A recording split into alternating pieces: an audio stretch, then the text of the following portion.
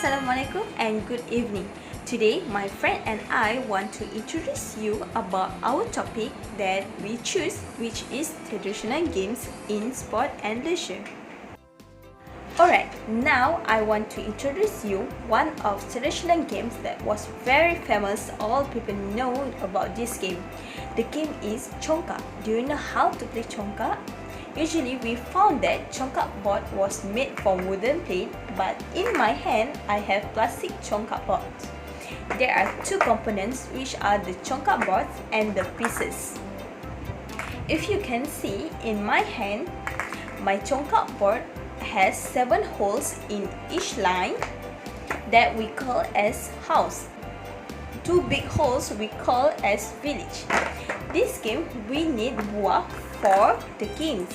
We can use marble like what I have in my hand, or we can use rubber stick or shisha. Now I will teach you how to play CONGKAK. Before we play, we need to choose coin to get a turn who move first.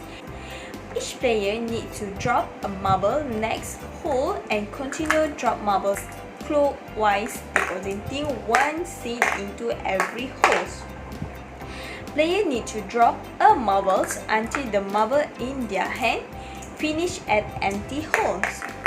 If the hole that has many marbles left yet, you can take and continue to play. If we stop one marble in our house, we can boom other player house. Then take all the marbles put into our village. We need to play the games until all the marbles in our house finish. Then at the end of the game, we need to count whose village has many marbles. The player has the most marbles, we can call it as a winner. Okay, thank you to BATU. Now, I would like to teach you how to play BATU SEREMBAN, or it's also known as SELIPAR. It is usually played by girls in a group or individually. Okay, so if you want to play BATU SEREMBAN, you must have 5 stones. Okay, step 1, throw all 5 stones. While throwing stone, pick one stone and catch up the stone at the air before it falls to the ground.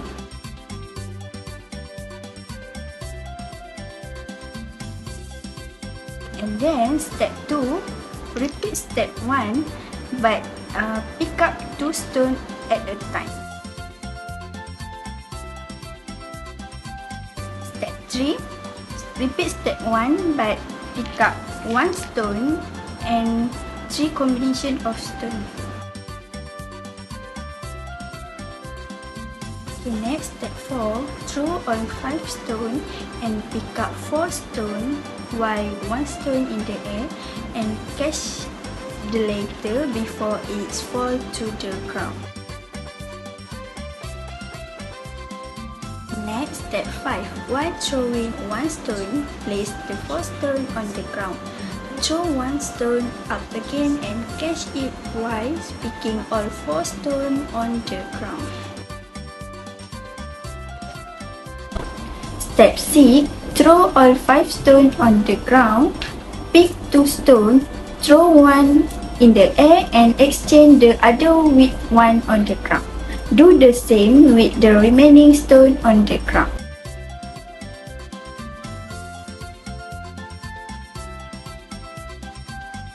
Next, step 7. Throw the 2 stones held at the end of step 6. Pick up 1 stone and then catch the 2 falling stones separately in each hand. Do this until there is 3 stones in one hand and 2 in the other's hand. Throw the 2 stones and catch it separately. Throw the remaining stone and catch it with the hand that has all the stones. Next, step 8. Throw all 5 stones on the ground. The opponent selects a stone to be thrown in the air. The player has to pick this stone without moving any others. The player throw the stone in the air and pick the remaining on the ground in one clean sweep.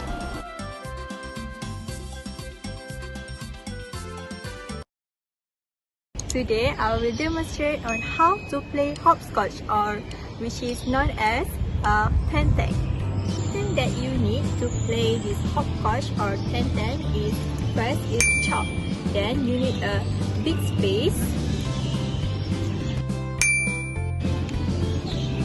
to draw a tank on the floor. This was example of shape on how to draw a hopscotch. Make sure you make the box big enough to fit your feet. 6 boxes will be drawn on the floor. Make sure the space of the box is not too big or too small.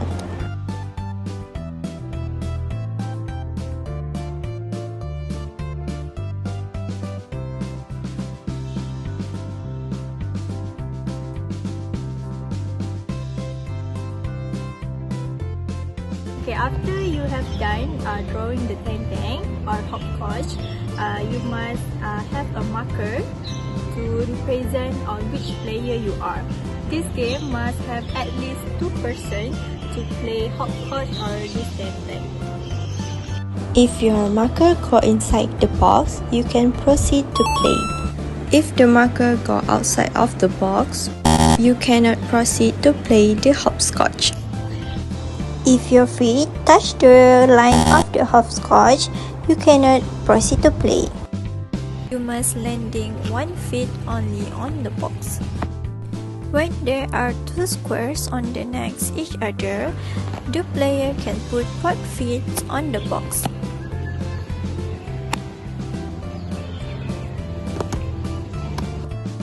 If other player's markers is on the box, you cannot step on the box. You must skip the box and proceed to the next box. Don't forget to take your marker when you turn around to finish the courses. The first player to finish the courses of 6 times is the winner. Next person will show you guys how to play throwing slippers. Hi, my name is Sri. Today, I will show you how to play throwing slippers. Assalamualaikum everyone. Today, I want to introduce how to play tujuh selipar, which is throwing slippers. The items we need to play this game is a few of slippers. For tujuh selipar or throwing slippers, we must have 2 groups to play this game.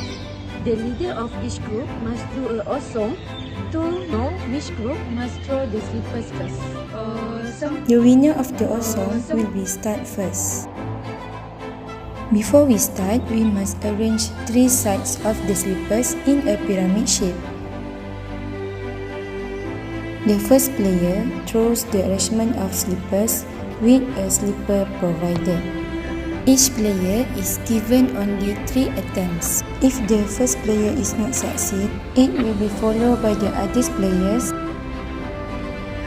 If the player hit the arrangement of slippers, they will be run, and the opponent group members must throw the slippers to the first group member.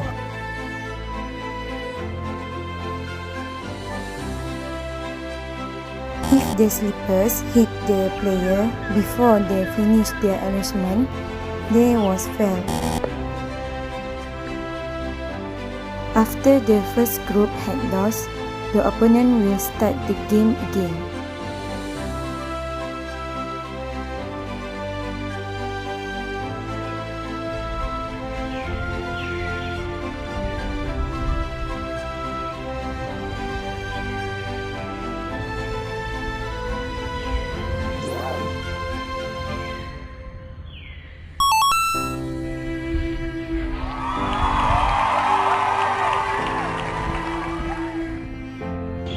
If the group succeeds to raise the slippers, they will be the winner. The next person will show you how to play checkers. Thank you to Sri. Now I want to share with all of you about how to play checkers, or in Malay we call dam haji. Checkers is a board game played between 2 people on an 8x8 checkers board like this one.